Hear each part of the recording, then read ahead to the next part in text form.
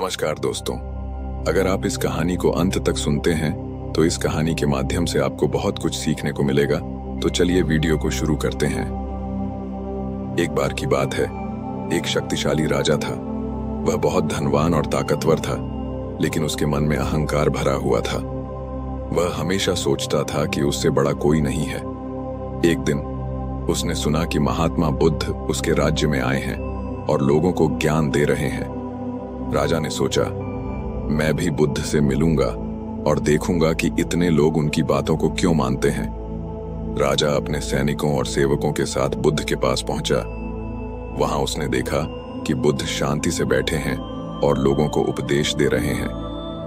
राजा ने गर्व से बुद्ध के सामने खड़े होकर कहा, महात्मन, मैं इस राज्य का राजा हूं। मेरे पास अपार धन और शक्ति है। मैं चाहता हूं कि आप मुझे प्रणाम करें।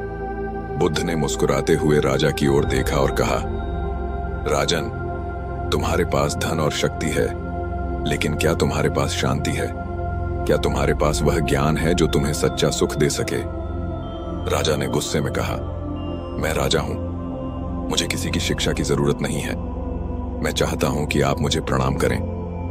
बुद्ध ने शांति से जवाब दिया, राजन, अहंकार तुम्हारे लिए एक बंधन है।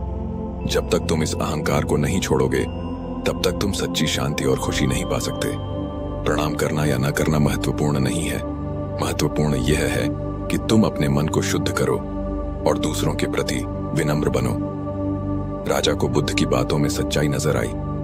उसने अपने अहंकार को त्याग दिया और बुद्ध से कहा, महात्मन, मैं समझ गया। मैंने अपने अहंकार के कारण बहुत कुछ खो दिया है। कृपया मुझे सही रास्ता दिखाएं। बुद्ध ने मुस्कुराते हुए कहा, राजन, जो व्यक्ति अपने अहंकार को त्याग देता है वही सच्चा ज्ञान प्राप्त करता है। तुमने आज पहला कदम उठा लिया है। अब तुम्हें अपने मन को शांत करना होगा और दूसरों की सेवा करनी होगी। राजा ने बुद्ध की बात मानी और उस दिन से उसने अपने जीवन को बदल दिया। उसने अहंकार छोड़ दिया और लोगों की सेवा करने लगा। धीरे धीरे उसे सच्ची शांति और खुशी मिलने लगी। दोस्तों, यह कहानी हमें सिखाती है कि अहंकार हमारे जीवन में बंधन बन जाता है।